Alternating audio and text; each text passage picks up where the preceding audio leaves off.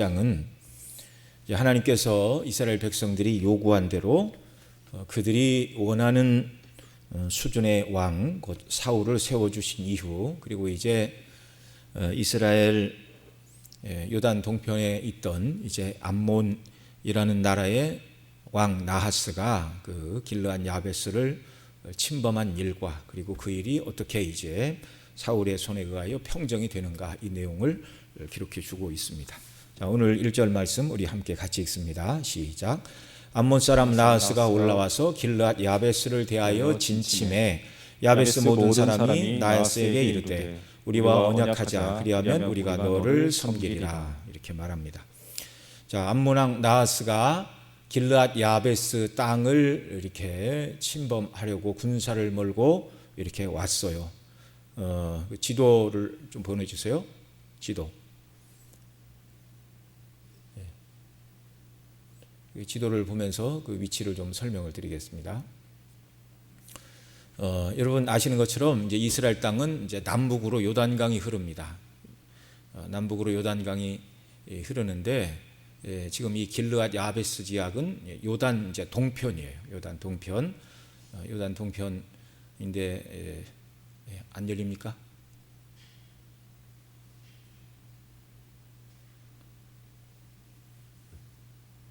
네, 뭐 지도를 좀 찾을 때까지 그 카톡으로 보내준데 그 지도가 있는데,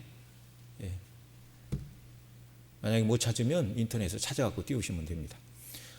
이런 이제 지명이 나오고 그러면 이제 그 지도의 도움을 좀 받는 게 그 이제 쉬워서 그럽니다. 그래서 요단 동편을 이렇게 보면 갈릴리 호수 동쪽으로, 그러니까 요단 서쪽은 말고 이제 요단 동편만 말씀을 드리면 위아래로 이렇게 요단강이 흐르는데, 갈릴리 호수는 잘 아시죠? 그 갈릴리 호수 서쪽으로는 거기가 이제 여러 지파들이 스불론, 뭐 납달리, 또 뭐 이런 이사갈 이런 지파들이 있고, 그 갈릴리 호수 동쪽으로 있는 지파가 므낫세 반지파. 그러니까 므낫세 지파는 요단 절반이 나뉘어서 요단 동편에도 기업을 얻었고 요단 서편에도 기업을 얻었어요. 그래서 므낫세 반지파, 그렇게 말을 하는 겁니다. 그리고 이제 요단 동편 갈릴리 호수 동편으로 맨 위에가 므낫세 반지파가 기업을 얻었고, 그 아래가 이제 갓 지파가 기업을 받았습니다. 요단 동편 땅이에요. 그리고 그 아래로 이제 루벤 지파가 이렇게 기업을 받았습니다. 그리고 이제 그 루벤 지파 밑으로는 이제 모압 땅이 있고요. 그다음에 그 말씀드린 이제 루벤 지파 위에가 갓 지파라고 그랬죠. 갓 지파 그 오른쪽으로 암몬 족속이 나라를 그렇게 자리를 잡고 있었습니다. 자, 그러니까 이제 요단강을 중심으로 갈릴리 호수 동쪽으로 이렇게 갓 지파가 있고, 갓 지파 옆에가 이렇게 암몬 족속이 있었는데, 암몬 족속이 바로 이 갓 지파의 길르앗 야베스 지역은 갓 지파가 기업으로 받은 땅의 북쪽 지역을 이르는 지명이었습니다. 자, 그러니까 본래 그 땅은 이제 아모리의 두 왕이 다스리던 그런 땅이었어요. 그래서 이제 민수기 21장에 보면 모세가 이제 그 먼저 남쪽에 있던 아모리의 두 왕이 북쪽에 바산 왕 옥이고 아래쪽이 헤스본 왕 시온입니다. 그래서 먼저 남쪽의 왕 헤스본 왕 시온에게 우리에게 길을 좀 열어 주십시오, 이렇게 얘기를 했어요. 그러자 열어주지 않고 군사를 버리고 와서 전쟁을 하게 됩니다. 그래서 전쟁을 해서 그 남쪽 아모리 왕 헤스본이 다스리던 남쪽을 차지했고, 그다음 위쪽으로 올라갔는데도 역시 바산 왕 옥도 길을 열어주지 않고 전쟁을 벌여가지고 그 땅은 다 아모리 사람이 두 왕, 위쪽에 바산 왕 옥, 아래쪽에 아모리 족속 헤스본 왕 시온의 땅을 다 점령을 했어요. 그런데 하나님께서 그 아모리 사람들이 살고 있는 그 동쪽으로 암몬이 살고 있었고, 그 다음에 그 아래가 이제 모압이 살고 있었습니다. 그리고 이제 모압보다 더 아래가 이제 에돔 족속이 살고 있었어요. 그런데 출애굽 당시 하나님께서 에돔 족속의 땅도 주시지 않았습니다. 거기 이제 세일산이 있어요. 에돔 땅은 왜 주시지 않았죠? 에돔 땅은 누구에게 주셨어요? 이삭의 첫째 아들이 누굽니까? 에서. 에서에게 주신 땅이 바로 에돔 땅입니다. 그래서 에돔은 너희에게 주지 않았다. 거기는 내가 에서에게 준 땅이다. 그러니까 거기도 침범하지 말라 그러셨고, 그 다음에 그 에돔에서 올라가면 바로 모압이라고 말씀을 드렸죠. 요단 동편에. 그런데 그 모압 땅도 모압과 그 위에 암몬이 아브라함의 조카 롯의 후손들입니다. 여러분이 창세기에 보면 잘 기록이 되어 있지만 소돔과 고모라가 멸망하고 그 다음에 그 사위들도 여기가 망할 테니 가자 그러자 농담으로 여기고 사위들도 다 죽고 롯의 아내도 뒤를 돌아보아 소금 기둥이 되고 아무도 없었어요. 그러자 롯의 두 딸들이 아버지에게 술을 먹이고 낳은 첫째 아들이 모압이고 둘째가 암몬입니다. 네. 지도가 준비됐습니까?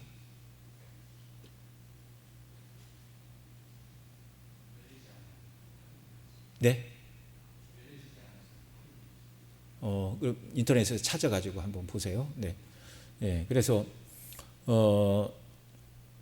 모압 그러니까 이제 여러분 사해 아시죠? 갈릴리 쭉 내려와서 사해. 그러니까 사해 동편 아래쪽이 소알 땅이에요. 본래 아브라함이 거하던 그 위에 조금 올라가면 사해를 중심으로 동편에 소돔과 고모라가 있었습니다.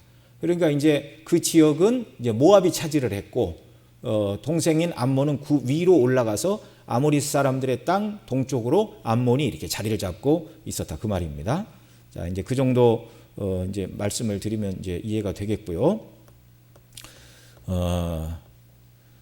요단 동편을 이렇게 이야기를 하면 이제 맨 아래부터 에돔이 있고 모압이 있고 암몬이 있고 맨 위에는 이제 아람이 있습니다. 아람 족속이 거기 살고 있었고 그래서 이제 암몬 족속 옆에 아모리 사람의 두 왕의 땅을 정복을 했어요. 그러니까 여기는 하나님께서 너에게 안 주신다 그런 얘기를 안 했어요. 그리고 원래 요단강 서편으로 가나안 땅으로 가려고 했는데 이 아모리 사람의 두 왕이 전쟁을 걸어와서 뜻하지 않게 그들이 요단 동편의 땅도 일부 정복을 해놨어요. 그러자 이스라엘이 이제 요단강 서편으로 가기 전에 두 지파 반이 나왔죠. 그러니까 므낫세 갓, 그다음에 루벤 갓, 그다음에 므낫세 반 지파가 모세에게 나와서 먼저 우리에게 이 땅을 주십시오 그렇게 얘기를 합니다. 그러자 너희가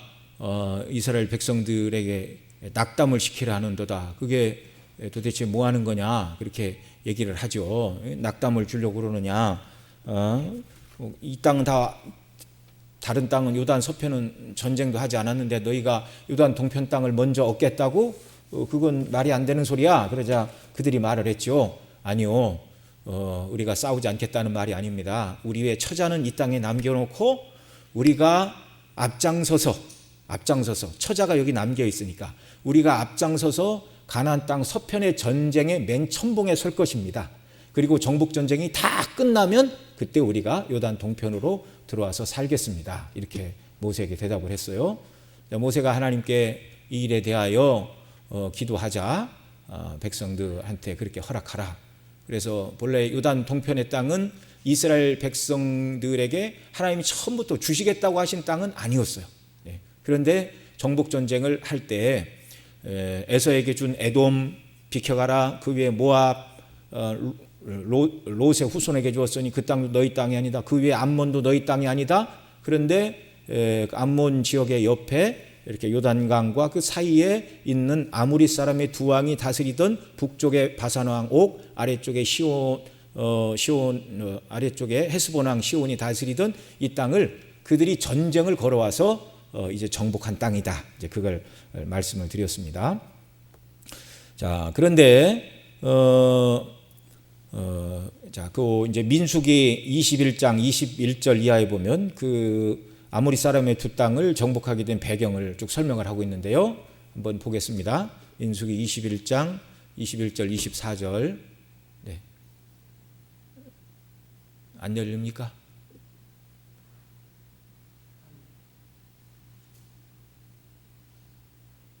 예, 그럼 제가 읽어드릴게요. 이스라엘이 아모리 왕 시온에게 사신을 보내어 이르되 우리에게 당신의 땅을 지나가게 하소서. 우리가 밭에든지 포도원에든지 들어가지 아니하며 우물물도 마시지 아니하고 당신의 지경에 다 나가기까지 왕의 큰 길로만 지나가리이다 하나 시온이 이스라엘이 자기 영토 지나감을 용납지 아니하고 그의 백성을 모아 이스라엘을 치러 광야로 나와서 야하스에서 이스라엘을 침으로 이스라엘의 칼날로 그들을 쳐서 무찌르고 그 땅을 아르논에서부터, 이건 아르논 강을 말하는 거예요, 야복강까지 점령하여 암몬 자손에게 미치니 암몬 자손의 경계는 견고하더라, 그렇게 말합니다. 그리고 이제 그다음 민수기 21장 33절로 35절에 보면 북쪽 바산왕 옥의 땅도 역시 에드레이라는 지역에서 바산왕 옥을 죽이고 그 땅을 점령을 했다, 이렇게 말합니다. 근데 오늘 본문에서 암몬왕 나하스가 이제 군사력이 커지자 길르앗 야베스 땅을, 그들로 얘기하면 서쪽에 있던 길르앗 야베스 땅을 침범을 한 거예요. 근데 암몬왕 나하스라고 말하는데 이 나하스라는 이름의 뜻은 뱀이라는 뜻입니다. 이름을 저도 어떻게 그렇게 짓는지 모르겠어요. 암몬이 노세 후손이라고 말씀을 드렸죠. 그런데 그 노세 믿음을 이어받지 못하고 그 딸들이 소돔과 고모라 사람들의 좋지 않은 모습을 보고 그러면 이제 그들이 살면서 그들의 영향을 받아 이름도 이상하게 짓고 그렇게 살고 있는 곳입니다. 자, 이름을 뱀으로 짓는 것은 그들의 조상 롯과 같은 믿음의 사람이 아니고 소돔과 고모라의 타락한 문화를 그 딸들이 답습하여 낳은 아들답게 이 모압과 암몬, 특별히 암몬 왕 이름이 나하스, 스스로 자기를 뱀이라 부르고 있는데요, 이것은 자기를 높이는 사단과 같은 생각을 가진 자임을 드러내 주는 것이죠. 그래서 자기 땅이 아닌 길르앗 야베스 땅을 침략하여 고통을 주고자 하는 모습입니다. 이에 대하여 길르앗 야베스 사람들은 이제 어떻게 반응을 하는가? 1절 하반절 야베스 모든 사람이 나하스에게 이르되 뭐라고 그래요? 우리와 언약하자, 그리하면 우리가 너를 섬기리라, 이렇게 말합니다.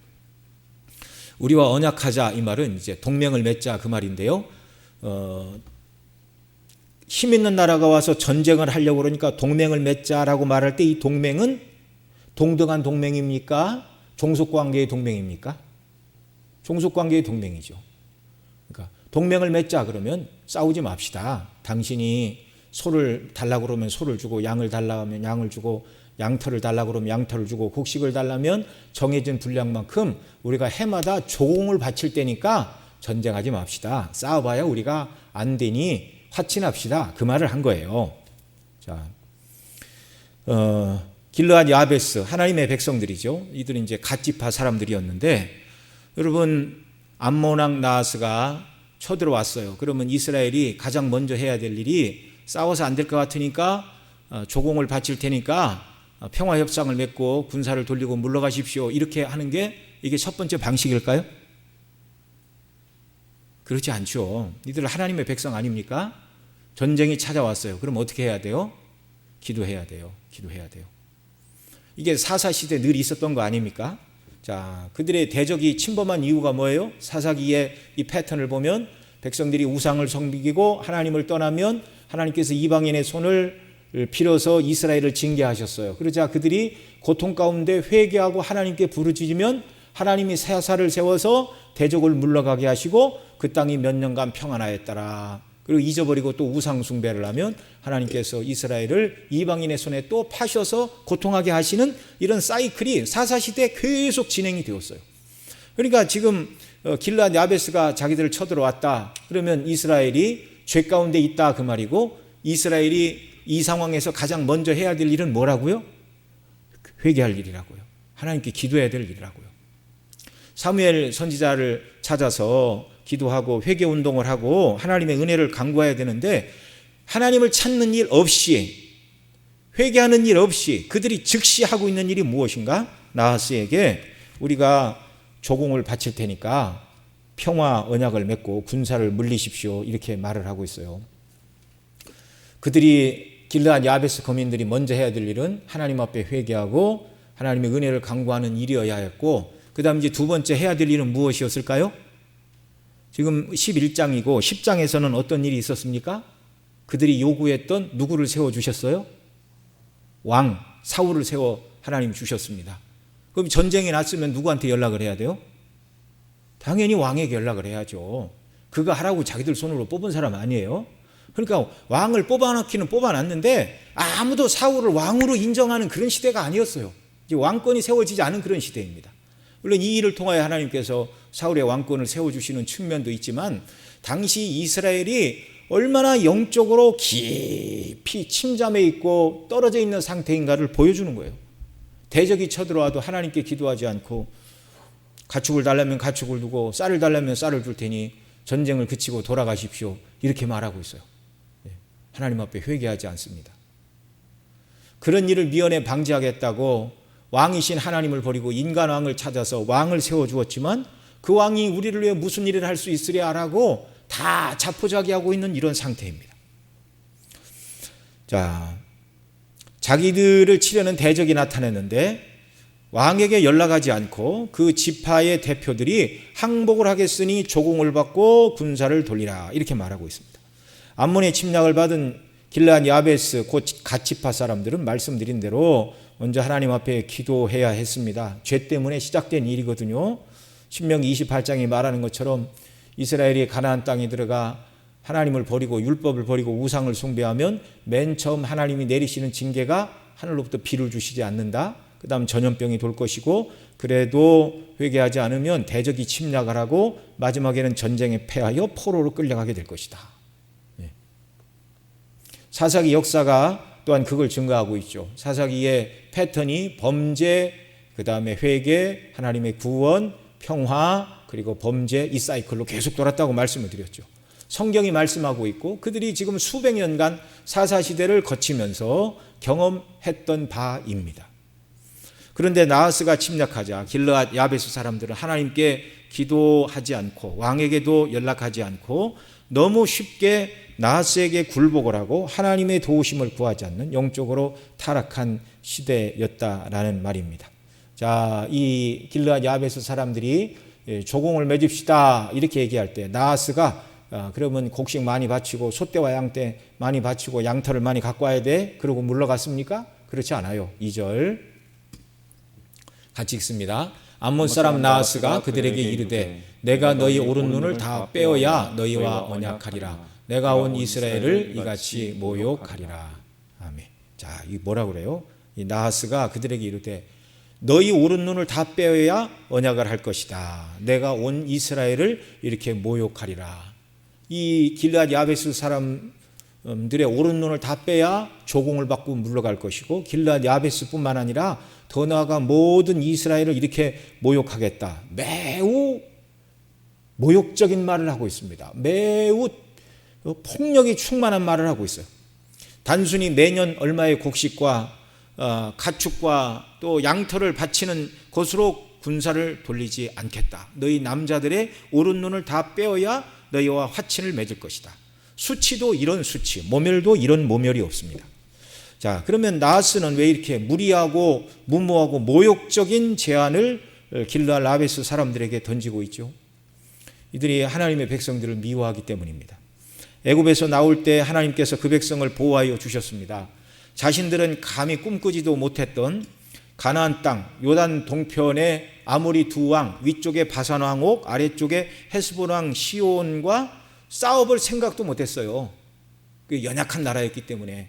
그런데 이스라엘은 군대도 없는데 오는 길에 자기 옆에 있는 그 아모리 사람의 나라들 두 나라를 멸망시키고 그 다음에 요단을 건너 이제 여리고로부터 해서 요단 서편 땅을 점령하는 이러한 일들을 봅니다. 그리고 요단 서편에 있는 가나안 7족을 다 멸하고 그 땅을 차지하게 하신 하나님의 행사를 눈으로 봤어요. 근데 이때는 그들이 벌벌벌 떨었죠. 야, 이스라엘은 대단하다. 우리는 별것 아닌데. 열등감이 그때는 하늘을 찔렀습니다. 그런데 이스라엘이 범죄하자 하나님이 자꾸 징계하시는 모습을 보고 이스라엘이 연약해질 때 이 암몬 사람들이 힘을 길렀어요. 힘을.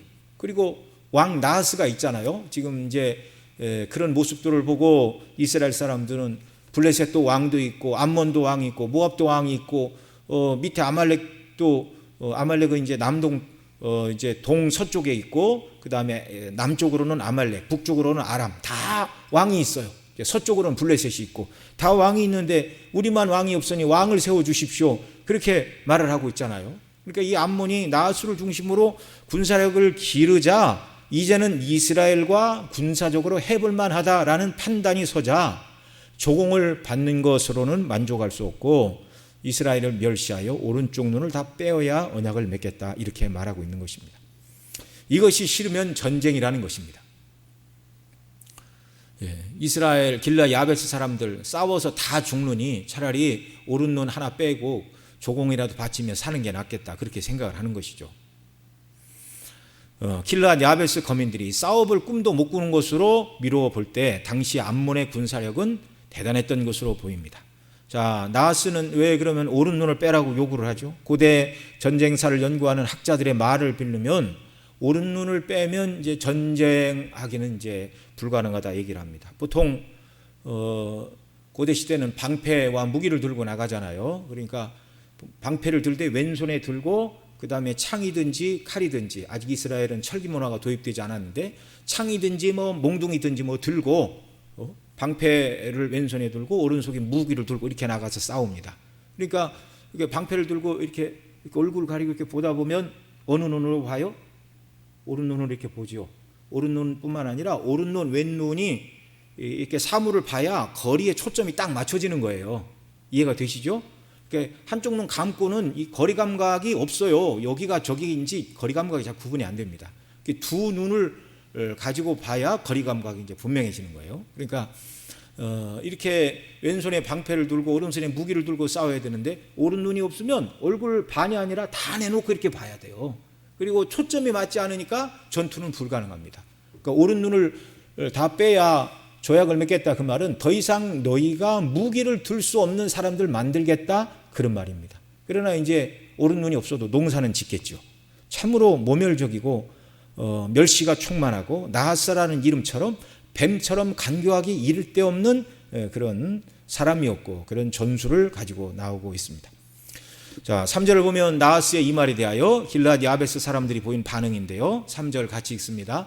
야베스 장로들이 이르되 우리에게 일의 유예를 주어 우리로 이스라엘 온 지경에 사자를 보내게 하라. 우리를 구원할 자가 없으면 내게 나아가리라 하니라.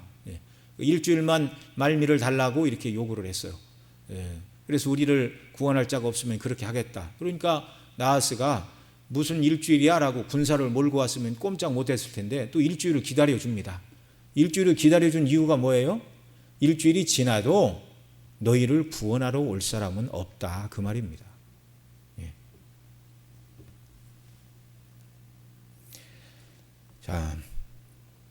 자, 그도 그럴 것이 아직 이방 나라들처럼 강력한 왕을 세우기는 세웠지만 강력한 왕권이 세워진 상태도 아니고 아직 이스라엘에 군사를 조직한 군대도 없어요. 그렇다고 요단 서편에 있던 지파들이 요단 동편에 길르앗 야베스 사람들을 도울 것 같지도 않아 보였어요. 누가 보기에요? 암몬 왕 나하스가 보기에. 자, 왜 그렇습니까?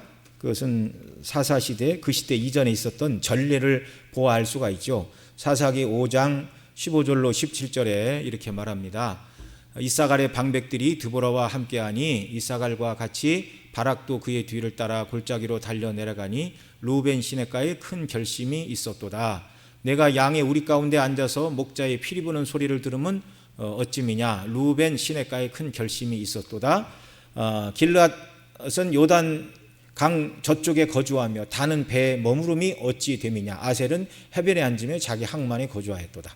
자, 이 노래는 사사기 4장에 보면 여사사 드보라가 가나안 왕 야빈의 군대장관 시스라의 철병구 900승과 더불어 싸워 승리를 거둔 후 사사기 5장은 승리를 주신 하나님 앞에 찬송하고 있는 내용입니다. 앞에 이렇게 하나님을 찬송하면서 지금 이 전쟁에 참여하지 않은 사람들 몇을 언급하고 있어요.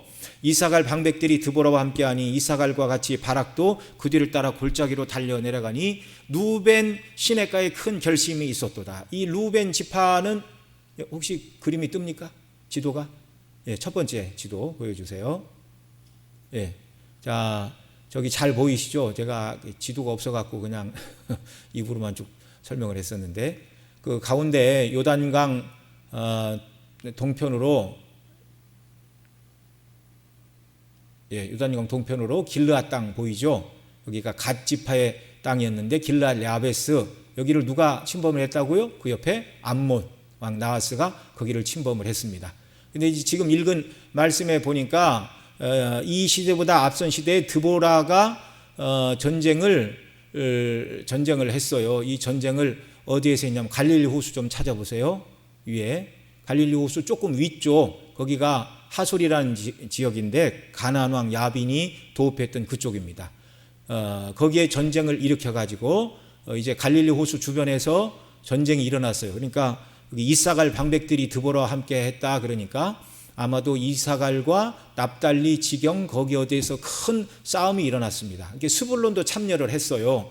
그런데 여기 드보라가 노래하면서 뭐라고 그래요? 누벤 시냇가에 큰 결심이 있었도다. 그러니까 그 누벤 지파 표시를 해보세요. 요단 동편에 있는, 요단 동편 맨 아래, 예, 그 누벤 지파. 드보라 시대에 군사 소집령을 내렸는데 왔다는 거예요? 안 왔다는 거예요? 누벤 지파가?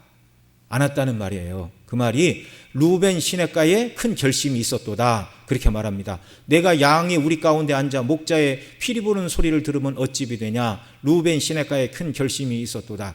그러니까 루벤 지파들은 양을 치교 그 시냇가에서 올라가지 않을 거야. 우리가 괜히 거기까지 가서 피 흘려 죽을 필요가 뭐가 있어? 이렇게 생각을 하고 큰 결심을 하고 여호와의 싸움에 올라가지 않았어요. 요단 동편에 있던 한 지파, 루벤 지파 뿐만 아니라 길르앗은 요단강 저쪽에 거주하며, 그러니까 길르앗 그 위죠, 갓지파, 그들도 요단강 동편에 거주하는데 그들도 오지 않았대요. 가깝잖아요. 이사갈, 납달리, 요단강만 건너가면 지금 싸움이 벌어지고 있는데 루벤도 가지 않았고 길르앗 사람들도 드보라가 전쟁에 나팔을 불 때 오지 않았다 그 말입니다. 뭐 그 외에 이제 저 위에 아셀도 안 가고 밑에 단도 가지 않았다 그렇게 얘기를 하지만, 예, 그러니까 이 참 기가 막힌 일이죠. 기가 막힌 일. 예. 전쟁이 나서 하나님의 백성들이 공격을 받는데 같은 하나님의 백성들이 큰 결심을 하고 전쟁에 참여하지 않는 이런 모습들. 예. 그러니까 암몬 왕 나하스가 지금 길르앗 야베스를 공격을 하는데 우리가 전국에 군사를 보내서 도울 사람이 없으면 당신에게 나아가겠다 이렇게 말할 때 암몬 왕 나하스가 기다려주고 있어요. 그래, 보내봐라. 뭐 보내봐라.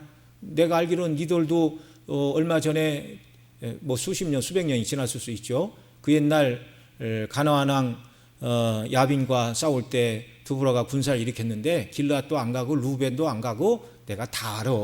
그런 말입니다. 그러니까 너희들이 저쪽 형제 고난에 동참하지 않았는데 너희들이 위협을 당한다고 그래서 그들이 너희를 도와줄 것 같으냐? 이런 마음을 지금 가지고 있는 거예요. 그러니까 군사를 보내봐라 그 말입니다. 도움을 청해봐라 그런 말입니다. 예. 그래서 이 길르앗 야베스 사람들은 각지로 사람을 보낸 다음에 도와줄 자가 없으면 당신들에게 가서 오른 눈이라도 빼고 조공을 바치겠다 이렇게 말하고 있는 거예요. 또 뿐만 아니라 사사기 21장에 보면 기브아 사람들이 비류가 일어나 유대 한 제사장의 그 첩을 이렇게 죽이는 그런 일이 있었잖아요. 그러자 기브아의 비류들을 내놓으라고 그랬어요. 그러자 베냐민 사람들이 딱 감싸고 내어주지 않았습니다. 그래서 이스라엘 11지파와 베냐민 지파의 전쟁이 기록되고 있습니다. 21장, 22장에 보면. 그래서 이 싸움이 11지파 대 베냐민 지파 전쟁이 일어나서 처음에는 연합 지파가 지고 회개하고 하나님의 은혜를 구하자 결국은 베냐민 지파가 결정적으로 패배를 했죠. 남자만 600명 남고 다 죽었어요. 그때가 되자 이스라엘 백성들이 이스라엘 12지파 중에 한 지파가 궐이 났구나. 우리가 무모한 짓을 했고 쓸모없는 짓을 했다는 것을 알고 회개를 합니다. 그런데 그들이 총회를 열어가지고 무엇을 결정했냐면 베냐민 지파에게는 딸들을 주지 않겠다고 다 결정을 했어요.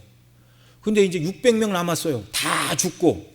근데 이 지파를 보존하려면 딸들을 주고 결혼을 시켜야 될 거 아니에요. 베냐민 지파 600명밖에 안 남았는데. 그래서 온 이스라엘이 총회를 열고 봤어요. 그랬더니 이 전쟁에 참여하지 않았고 딸들을 주겠다고 맹약하지 않는 사람들이 발견이 됐습니다. 거기가 누구인가? 바로 길르앗 야베스 사람들이 사사기 21장에 보면 그 전쟁에 한 사람도 올라오지 않았다 이렇게 말하고 있어요. 그러니까 이 길르앗 야베스 사람들은 한참 오래전에 드보라가 전쟁을 할 때 불러도 안 갔고, 그 다음 21장에 기록된 베냐민 지파와 전쟁을 할 때 불러도 안 갔고, 베냐민 지파에게는 딸을 주면 안 된다라고 맹약할 때 거기에 참여하지도 않았어요. 그러니까 이들은 하나님 앞에 맹세하지 않았으니까 딸을 줘도 됩니다. 그런데 나머지 이스라엘이 그냥 좋게 딸들을 줘라 이렇게 말한 게 아니고 12,000명의 용사를 보내서 길르앗 야베스의 남자와 결혼한 여자들을 다 죽이고 처녀를 생포해 오라고 해서 400명을 얻어서 강제로 결혼을 시켰어요. 참 하나님의 백성답지 않은 이런 아름답지 못한 그런 일들이 너무나 많았습니다. 그리고 이제 200명이 부족하자 이제 실로에서 명절에 잔치가 있을 때 여성들이 나와서 춤을 추고 그러니까 그때 그냥 200명 부족한 사람은 너희들이 납치해서 가서 데리고 살아라 그렇게 했습니다. 그렇게 해서 지금 베냐민 지파가 겨우 이제 생존을 하고 있던 그런 때입니다.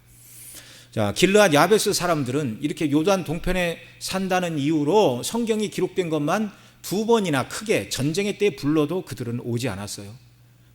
외국의 대적과 싸울 때 오지 않았고 베냐민 지파와 싸울 때도 오지 않았고, 그러니까 이 암므랑 나하스가 이 모든 것을 모릅니까? 알죠. 야, 너희들이 그 이스라엘 전체 일에 협조 안 해가지고 왕따인 걸 내가 모를 줄 아느냐? 아무리 이스라엘 12지파에 돌아다녀서 한번 도와달라고 얘기를 해봐라. 너희들 도와줄 사람이 누가 있겠는가? 그러니까 이 길르앗 야베스 사람들은 정말 큰 고통에 빠져 있는 이런 상태입니다. 분열되어 있는 상태. 이에 길르앗 야베스 사람들이 이 소식을 이스라엘 전역에 고하고 있습니다. 4절, 본문 4절 같이 읽습니다. 이에 사자가 사울의 기브아에 이르러 이 말을 백성에게 고하매 모든 백성이 소리를 높여 울더니 이렇게 말하고 있어요. 그러니까 앞서 이스라엘의 베냐민 지파, 아까 첫 번째 그림 다시 보여주세요. 예, 여기 베냐민은 에브라임과 유다 사이에 이제 끼어 있는 지파입니다. 거기 포인트를 좀 여기가 베냐민 지파예요. 그러니까 그 위에 길르앗 야베스 사람들이 이사갈, 므낫세, 에브라임, 단, 그다음에 그 위에 있는 동므낫세, 아래에 있는 루벤 다 보내고 이제 베냐민 지파까지 이르렀습니다. 그리고 이제 기브아, 베냐민의 기브아, 거기에 이제 사울이 살고 있는데 거기까지 이제 사람들이 도움을 청하러 왔어요. 앞서 베냐민 지파의 남자가 600명 남았을 때 400명의 여인들을 어디서 데리고 왔다고 그랬죠? 길르앗 야베스 가서 사람들을 죽이고 처녀 400명을 데리고 와서 결혼시켰다고 그랬잖아요. 그러니까 이 베냐민 지파, 특별히 기브아 사람들의 후손들은 그 외갓집이 길르앗 야베스 지역에 있는 사람들이 많이 있었어요. 대다수가 600명 중에 400명이 길르앗 야베스에 있는 딸들을 강제로 데리고 와서 결혼을 했기 때문에, 그러니까 이 베냐민 지파, 특별히 기브아 사람들은 길르앗 야베스에 관한 일이라면 누구보다도 관심이 많겠죠. 그래서 오늘 4절에 보면 사자가 사울의 기브아에 이르러 이 말을 백성에게 고하며 모든 백성이 소리 높여 울더니, 다른 지역은 울었다 안 울었다 얘기가 없는데 특별히 이 기브아 사람들은 남자로 얘기하면 처갓집이고 그들의 아들들로 얘기하면 외갓집이 다 길르앗 야베스 사람들 아니에요. 그러니까 가면 거기 동족이 있고, 그것이 침략을 당하여 거기 살아있는 자기들의 외할아버지, 외삼촌 이런 사람들이 오른 눈이 다 빠질 형편이고 아무도 도와줄 사람이 없다 얘기를 하니까 기가 막힌 처지에서 이들이 울 수밖에 없었던 것입니다. 자, 베냐민 지파의 땅 기브아에 왔다면 이 사신들이 사실 누구를 제일 먼저 찾아야 됩니까? 사울 왕을 차지하죠. 사울 왕이 거기 있잖아요. 백성이 원해서 하나님이 허락하신 왕이 거기 있잖아요. 그런데 아무도 왕을 대접하지 않아요. 다 이 소식을 전하고, 그런데 또 마침 이제 그 소식을 사울이 듣게 됩니다. 5절 같이 읽습니다. 마침 사울이 밭에서 소를 몰고 오다가 가로되 백성이 무슨 일로 우느냐 그들이 야베스 사람의 말로 고하니라. 여러분, 이 성경에 마침 또는 우연히 이런 표현이 등장하면 그게 그냥 우연이 된 일이 아니라 하나님께서 일하시는 방식임을 여러분 기억하시기 바랍니다. 사울이 임금이 되기 전에 그 아버지 기스가 암나기들을 잃어버렸잖아요. 그래서 찾으러 며칠을 헤맸어요. 만약에 이때도 사울이 뭔가를 잃어버려 암나기를 찾으러 산으로 둘러 며칠을 헤맸다면 이제 전쟁은 해보지도 못하고 여기 기브아까지 사람들이 왔다 갔지만 사울이 이 소식을 듣지 못하면 군사를 소집하여 가서 나하스하고 싸우기는 고사하고 길르앗 야베스 모든 사람들이 줄줄이 나하스에 가서 오른 눈이 다 빠지고 조공을 바치고 그리고 이스라엘의 사기는 땅에 꺾이고 이제 그럴 판이었습니다. 그런데 성경은 뭐라고 그래요? 마침 사울이 밭에서 소를 몰고 오다가 가로되 백성이 무슨 일로 우느냐 그들이 야베스 사람의 일로 고하니라 이렇게 말을 하고 있습니다.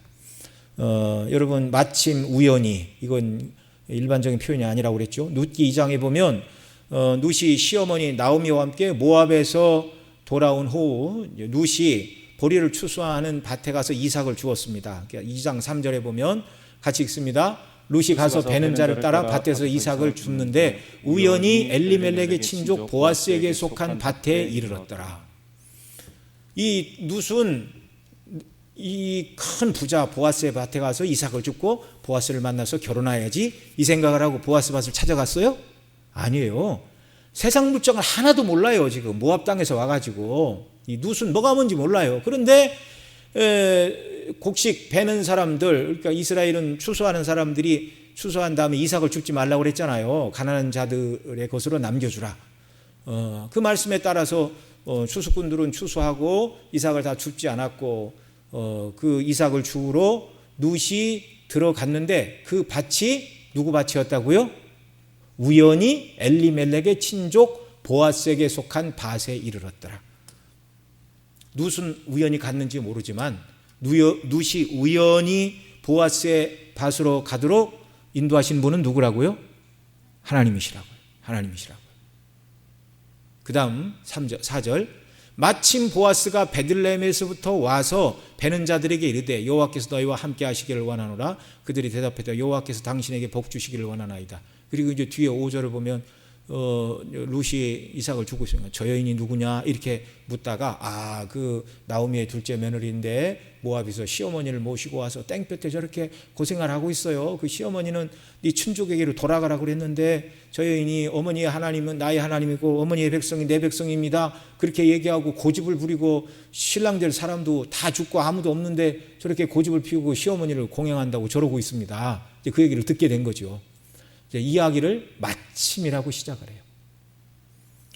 룻은 우연히 보아스의 밭에 들어갔는데 마침 보아스가 베들레헴으로부터 와서 베는 자들에게 이르되, 그러니까 평소에는 왔다는 거예요? 안 왔다는 거예요? 안 왔죠. 넓은 땅을 가진 사람이 뭐 일일이 어디를 다 쫓아다닙니까? 근데 그날은 격려하기 위하여 마침 보아스가 왔어요. 그러니까 우연히도 그냥 우연이 아니라고 말씀을 드렸죠. 룻으로 하여금 보아스의 밭에 가서 우연이라도 그 밭에 가서 이삭을 주게 섭리하신 분이 하나님이셨는데 마침 하나님께서 또한 보아스를 룻이 이삭을 줍는 그 밭으로 보내신 것입니다. 전지전능하신 하나님이 천지만물을 지으셨고 지으신 만물도 하나님의 주권적인 뜻에 따라 오늘도 통치하고 다스리심을 여러분 믿으시기 바랍니다. 정말 믿으시기 바랍니다.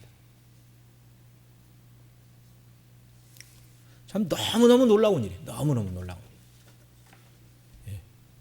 제가 지난주에 그 어느 선교사님 한동안 연락이 안 돼서 그 선교센터에 연락을 했더니 지난 9월달 코로나가 걸려서 에어 앰뷸런스를 타고 한국에 와서 수술을 했다고 그러는 거예요. 그래서 이제 연락처를 찾아서 전화 연결을 했더니 캄보디아 선교사님이신데 9월 달에 그 코로나에 확진이 돼서 자기는 한국에 와서 며칠 있다가 치료받고 돌아갈 생각을 했답니다. 근데 한국에 오자마자 3일 만에 자기는 혼절했대요. 나중에 깨어봤더니 심정지가 여러 번 왔고 양쪽 폐가 다 망가져서 폐 이식 수술을 했어요. 분당 서울대병원에서 폐 이식 수술한 1호 환자가 자기랍니다. 금년 4월에 퇴원했다고 그러면서. 그 다음에 에어 앰뷸런스, 제가 듣기로는 1억 정도는 있어야 에어 앰뷸런스를 띄운다고 그랬는데 그랬더니 1억 5천이 들었대요. 그 코로나 시국에 의사들이 타야 그게 에어 앰뷸런스가 됩니다. 근데 의사들이 서로 기피하고 부르는 게 값이래요. 뭐 4만 달러 그러면 거의 5천만 원이잖아요. 네. 그래서 1억 5천을 주고 왔다는 거예요. 선교사가 무슨 돈이 있어요? 그랬더니 그 교회 어느 분이 선교사님들이 이런 일이 있으면 쓰라고 누가 2억인가를 헌금을 해놨대요. 예. 와, 그러면서 참 나 같은 사람이 뭐라고, 정말 선교지에서 코로나 걸려서 죽은 선교사도 여러 명이 있는데 하나님께서 나를 위해서 에어 앰뷸런스가 뜨도록 어느 분을 감동하고 역사하사, 뭐 사업하시는 분이겠죠. 보통 사람이 뭐 2억씩이나 헌금을 할 수 있겠어요? 근데 만약에 우리 교회 2억 선교사님들의 위급한 의료 사고가 있으면 쓰십시오 하고 누가 헌금을 이렇게 했다고 한번 해봐요. 근데 우리가 만약에 파송한 선교사님이 있어서 지금 코로나 환자는 비행기 못 타잖아요. 네. PCR 검사 증명서 안 걸려야 비행기 태우잖아요. 근데 그 나라는 뭐 할 방법이 없어요. 의술이 그걸 이제 뒷받침할 수가 없으니까. 거기서 이제 죽게 생겼어요. 그래서 한국이라도 가서 치료를 받아야 되겠다 그랬는데 그 교회 목사님이 돈이 중요하냐, 선교사 목숨이 중요하지. 그리고 에어 앰뷸런스를 띄우라고 그랬다는 거예요. 그래서 그 말을 듣고 제가, 야, 우리 교회 누가 2억 헌금해놓고 선교사가 지금 앰뷸런스 안 타고 오면 곤란한 지경이다, 그런 얘기를 했다면 과연 1억 넘는 돈을 들여서 앰뷸런스를 띄우라고 말할 수 있을까? 한참 고민을 했습니다. 네. 근데 물론 이제 큰 교회입니다. 네. 큰 교회, 대형 교회. 그러니까 그분이 그러는 거예요.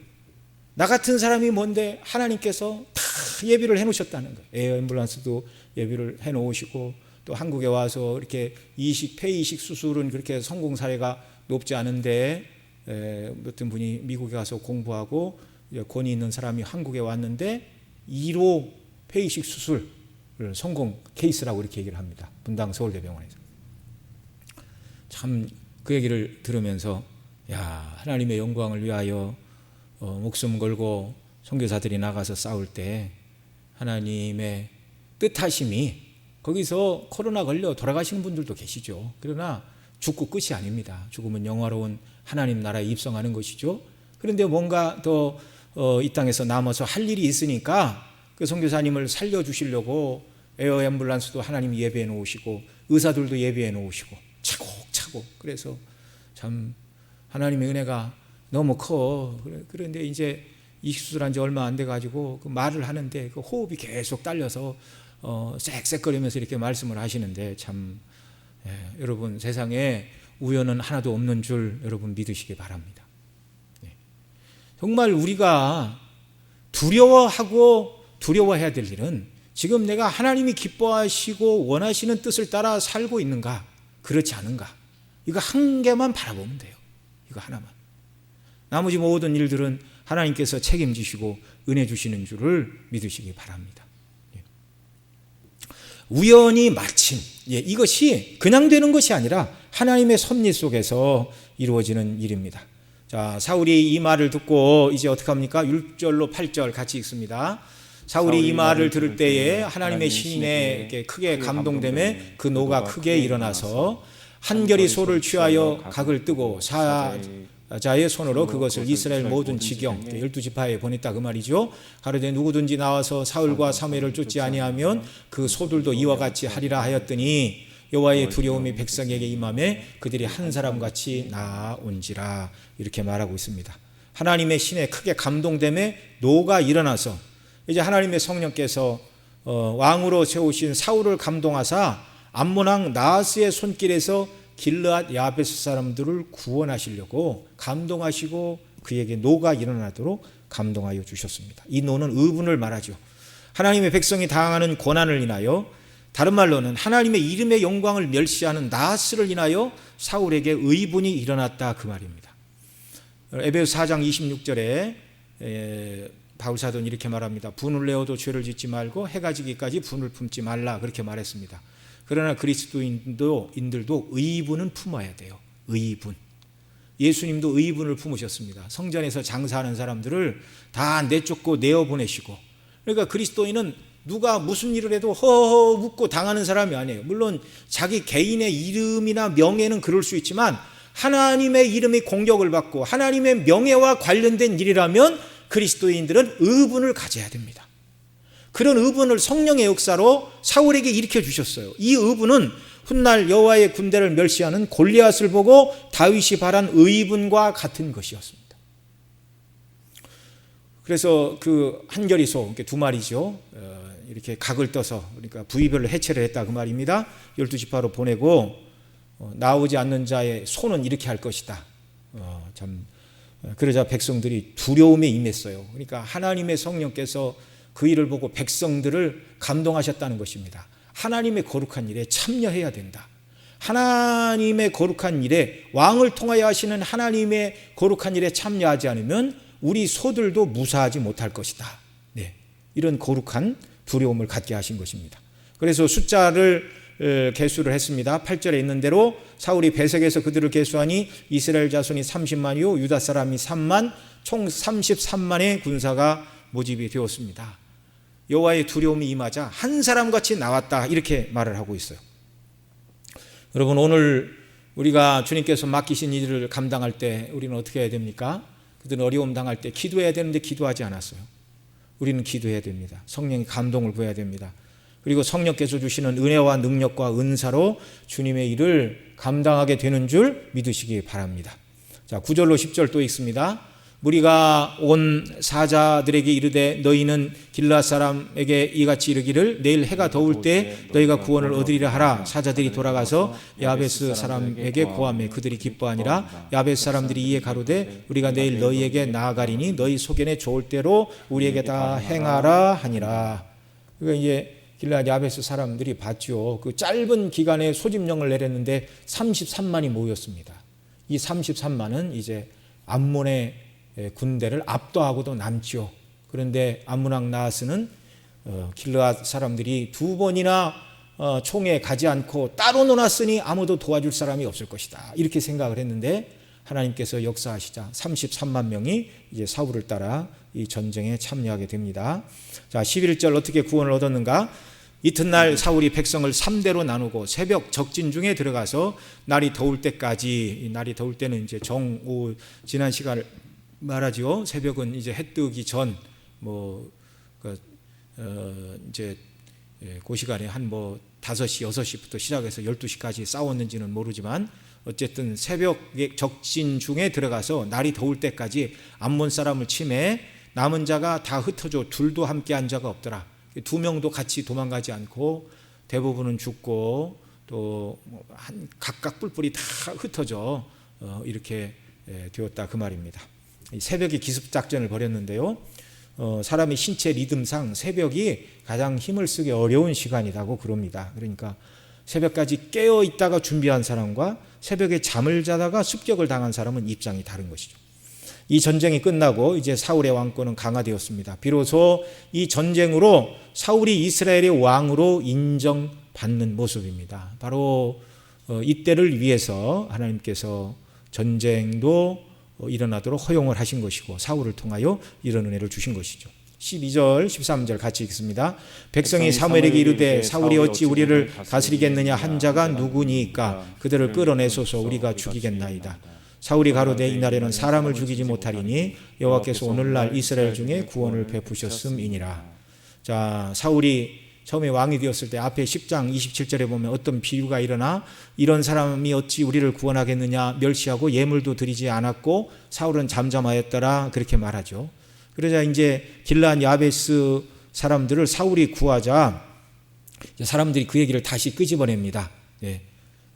사울이 어찌 우리를 구원하겠느냐고 말했던 그 비류들을 다 죽입시다. 그럼 사울이 왕권 강화를 위해서 한번 해봐라 그럴 수도 있는데 이때까지 겸손한 사람이었어요.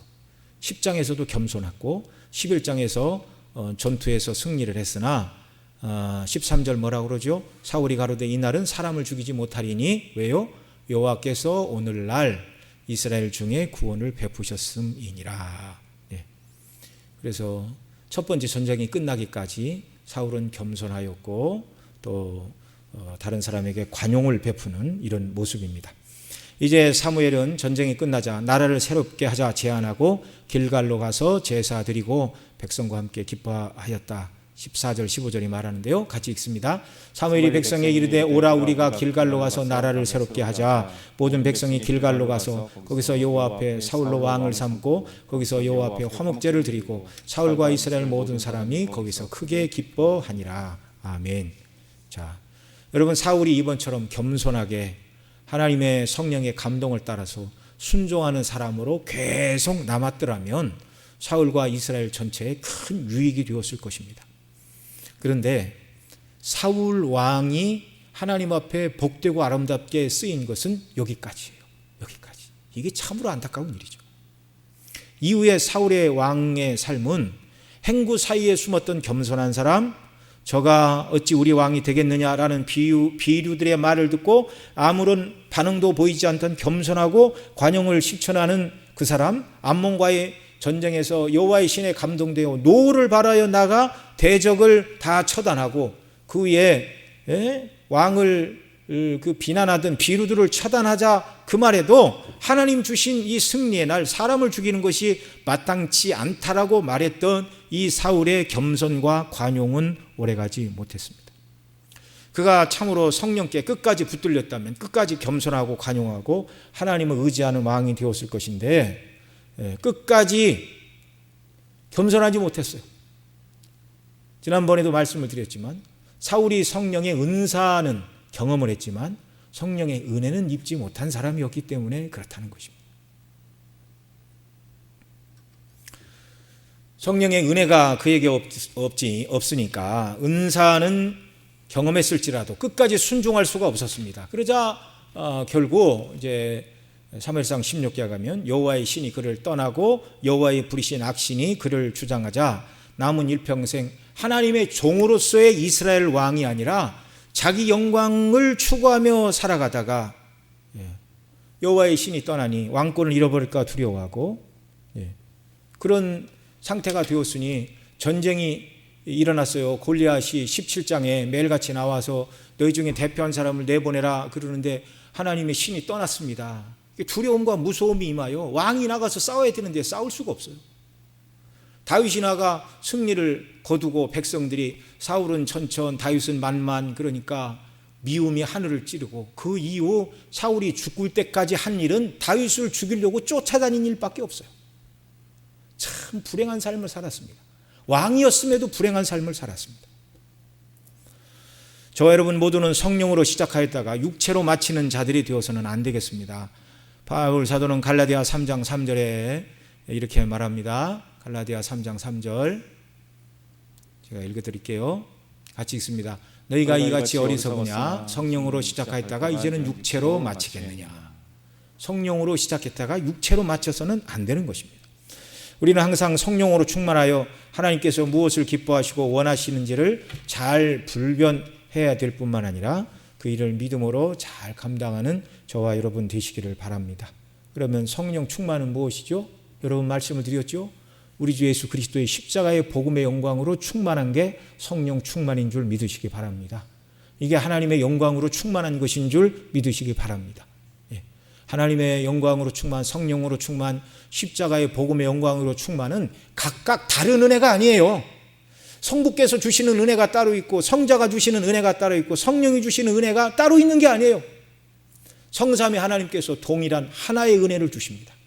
그리스도의 십자가의 대속의 은혜를 바라보고 그 은혜로 충만하게 될 때 우리를 성령으로 충만케 하시고 하나님의 영광을 위하여 일하는 사람들로 세워주시는 줄 믿으시기 바랍니다. 그래서 우리가 늘 주님께서 맡기신 이 모든 일들을 감당할 때 믿음으로 잘 감당하는 이런 귀한 역사들이 우리에게 있기를 바랍니다. 저와 여러분은 살아도 죽어도 주의 것입니다. 사도 바울은 뭐라고 그래요? 내가 살든지 죽든지 내 몸에서 그리스도가 존귀 되기를 원하노라. 정말 이런 코로나로 우리 주변에 있는 사람들이 고통을 당하고 또 목숨을 잃는 사람도 있고, 저 우즈벡 여기는 러시아와 전쟁이 일어나서 뭐 하루아침에 뭐 러시아의 군대 뭐 5분의 1이 다 죽었다고요? 엄청난 인명살상이 일어나고 있는 것입니다. 지금 이런 21세기 이런 시대에 그런 잔인무도한 전쟁이 일어나 젊은 사람들이 죽어나가고 있고 민간이 죽어나가고 있는 이러한 때에 정말 인간이 보잘것없고 참으로 죄 가운데 빠져있는 인생이라는 것을 우리가 인식하지 않을 수가 없어요. 이러한 때 저와 여러분 모두는 그리스도의 십자가의 복음의 영광으로 충만한 사람들이 되고 주의 능력의 손에 붙들려 하나님이 기뻐하시는 의미 있는 일을 믿음으로 잘 감당하는 저와 여러분 모두가 되시기를 바랍니다. 이렇게 하고 주 앞에 섰을 때 주께서 잘했다 칭찬하시고 우리에게 상급으로 갚아주시고 영원한 천국에서 주님과 더불어 영생의 복을 누리게 될 줄로 믿습니다. 기도하겠습니다. 사랑하시는 아버지 하나님, 고맙고 감사합니다. 우리에게 베풀어 주신 은혜가 얼마나 큰가를 늘 기억하게 하시고 합당한 영광과 존귀를 아버지께 돌려드리게 하여 주옵소서. 우리 주 예수 그리스도의 십자가의 복음의 은혜와 영광으로 충만한 저희들이 되게 하여 주시기를 원합니다. 뿐만 아니라 아버지 하나님, 그것이 바로 성령 충만이고 하나님의 영광으로 충만인 줄 믿습니다. 이러한 삶으로 끝까지 겸손하게 관용하며 주의 영광을 위하여 섬기는 중심교회 모든 성도님들이 되도록 은혜 위에 은혜를 베풀어 주옵소서. 감사를 드리옵고 우리 구주 예수님의 이름으로 기도드리옵나이다. 아멘. 우리 찬송가 470장, 새 찬송가는 413장